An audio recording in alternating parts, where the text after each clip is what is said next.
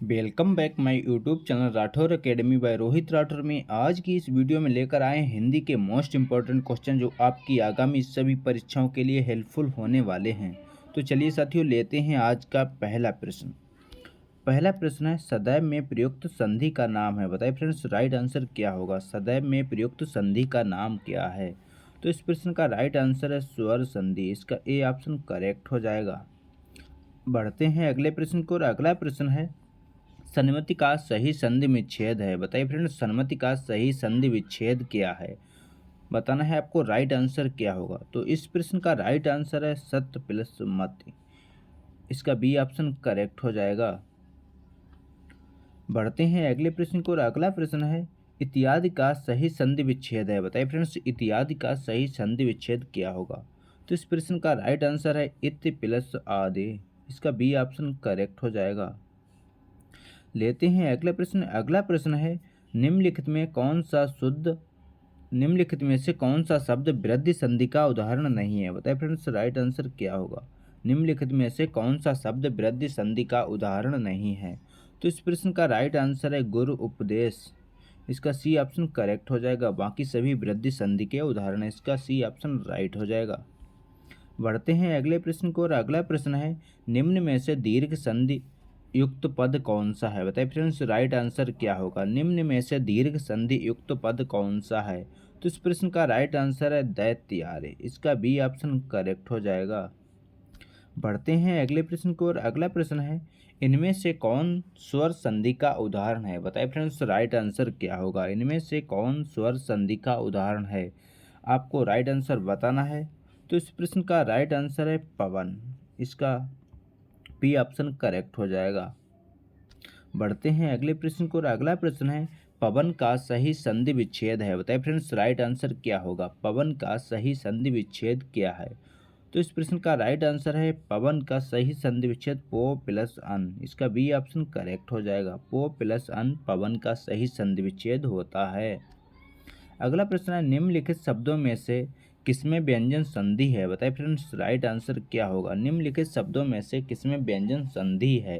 तो इस प्रश्न का राइट आंसर है सत्कार। इसका बी ऑप्शन करेक्ट हो जाएगा। बढ़ते हैं अगले प्रश्न को और अगला प्रश्न है निम्नलिखित शब्दों में से किसमें विसर्ग संधि है। बताइए फ्रेंड्स राइट आंसर क्या होगा। निम्नलिखित शब्दों में से किसमें विसर्ग संधि है। तो इस प्रश्न का राइट आंसर है अतएव। इसका डी ऑप्शन करेक्ट हो जाएगा। बढ़ते हैं अगले प्रश्न को और अगला प्रश्न है उत प्लस हार के योग से कौन सा शब्द बनेगा। बताइए फ्रेंड्स उत प्लस हार के योग से कौन सा शब्द बनेगा। तो इस प्रश्न का राइट आंसर है उद्धार। इसका बी ऑप्शन करेक्ट हो जाएगा। उत प्लस हार के योग से उद्धार शब्द बनेगा। अगला प्रश्न है पर्यावरण का सही संधि विच्छेद है। बताइए फ्रेंड्स राइट आंसर क्या होगा। पर्यावरण का सही संधि विच्छेद क्या है। तो इस प्रश्न का राइट आंसर है परि प्लस आवरण। इसका डी ऑप्शन करेक्ट हो जाएगा। परि प्लस आवरण पर्यावरण का सही संधि विच्छेद होता है। अगला प्रश्न है अनुनासिक का संबंध होता है। बताइए फ्रेंड्स अनुनासिक का संबंध होता है केवल मुंह से, नाक और मुंह दोनों से, केवल नाक से, इनमें से कोई नहीं। तो इस प्रश्न का राइट आंसर है नाक और मुंह दोनों से। इसका बी ऑप्शन करेक्ट हो जाएगा। बढ़ते हैं अगले प्रश्न को और अगला प्रश्न है अनुनासिक व्यंजन कौन से होते हैं। बताइए फ्रेंड्स राइट आंसर क्या होगा। अनुनासिक व्यंजन कौन से होते हैं। तो इस प्रश्न का राइट आंसर है अनुनासिक व्यंजन वर्ग के पंचवां अक्षर होते हैं। इसका सी ऑप्शन करेक्ट हो जाएगा। अगला प्रश्न है हिंदी वर्णमाला में स्वरों की संख्या है। बताइए फ्रेंड्स हिंदी वर्णमाला में स्वरों की संख्या कितनी है। तो इस प्रश्न का राइट आंसर है हिंदी वर्णमाला में स्वरों की संख्या 11 होती है। इसका सी ऑप्शन करेक्ट हो जाएगा। अगला प्रश्न है जो पहले कभी ना हुआ हो। बताइए फ्रेंड्स राइट आंसर क्या होगा। जो पहले कभी ना हुआ हो। तो इस प्रश्न का राइट आंसर क्या होगा। तो इस प्रश्न का राइट आंसर है अभूतपूर्व। इसका डी ऑप्शन करेक्ट हो जाएगा। अगला प्रश्न है जो कहा ना जा सके। इस प्रश्न का राइट आंसर क्या होगा। जो कहा ना जा सके उस प्रश्न का राइट आंसर है अकथनीय। इसका ए ऑप्शन करेक्ट हो जाएगा। अगला प्रश्न है समय की दृष्टि से अनुकूल। बताइए फ्रेंड्स राइट आंसर क्या होगा। समय की दृष्टि से अनुकूल को क्या कहेंगे। तो इस प्रश्न का राइट आंसर है समय की दृष्टि से अनुकूल को समयानुकूल कहते हैं। इसका बी ऑप्शन करेक्ट हो जाएगा। अगला प्रश्न है जो सब कुछ जानता है, बताइए फ्रेंड्स राइट आंसर क्या है। जो सब कुछ जानता है उसको क्या कहेंगे। जो सब कुछ जानता है उसका राइट आंसर है सर्वज्ञ।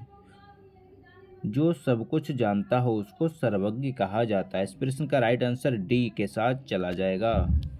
अगला प्रश्न है जिसकी गर्दन सुंदर है, बताइए फ्रेंड्स राइट आंसर क्या होगा। जिसकी गर्दन सुंदर है, तो जिसकी गर्दन सुंदर है उसको कहते हैं सुग्रीव।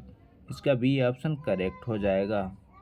बढ़ते हैं अगले प्रश्न को। अगला प्रश्न है पुरुष एवं स्त्री का जोड़ा क्या कहलाता है, बताइए फ्रेंड्स राइट आंसर क्या होगा। पुरुष एवं स्त्री का जोड़ा क्या कहलाता है, तो इस प्रश्न का राइट आंसर है दंपति। इसका बी ऑप्शन करेक्ट हो जाएगा। पुरुष एवं स्त्री का जोड़ा दंपति कहलाता है।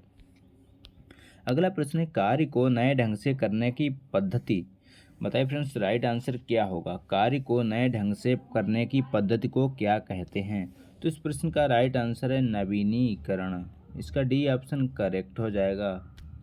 अगला प्रश्न है जंगल में लगने वाली आग क्या कहलाती है, बताइए फ्रेंड्स जंगल में लगने वाली आग को क्या कहते हैं, तो इस प्रश्न का राइट आंसर है दावा नल। इसका ए ऑप्शन करेक्ट हो जाएगा। बढ़ते हैं अगले प्रश्न को। अगला प्रश्न है प्रश्नादि के उत्तर की अपेक्षा करने वाला, बताइए फ्रेंड्स प्रश्नादि के उत्तर की अपेक्षा करने वाला, तो इस प्रश्न का राइट आंसर है उत्तरापेक्षी। इसका बी ऑप्शन करेक्ट हो जाएगा।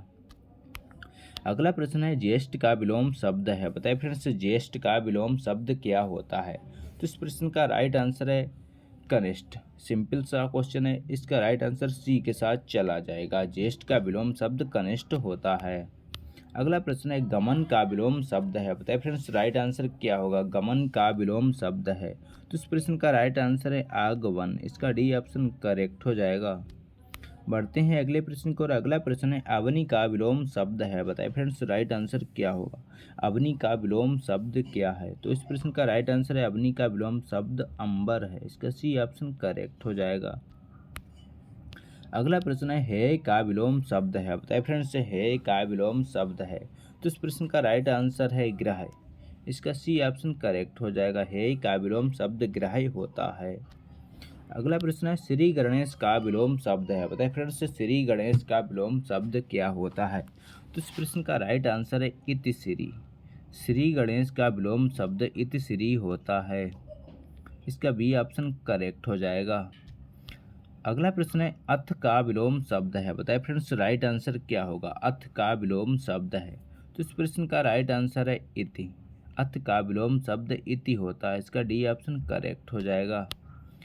अगला प्रश्न है अमीय का पर्यायवाची शब्द है, बताइए फ्रेंड्स राइट आंसर क्या होगा। अमीय का पर्यायवाची शब्द क्या है, तो इस प्रश्न का राइट आंसर है सुधा। अमीय का पर्यायवाची सुधा होता है, जिसको अमृत कहा जाता है। इसका डी ऑप्शन करेक्ट हो जाएगा।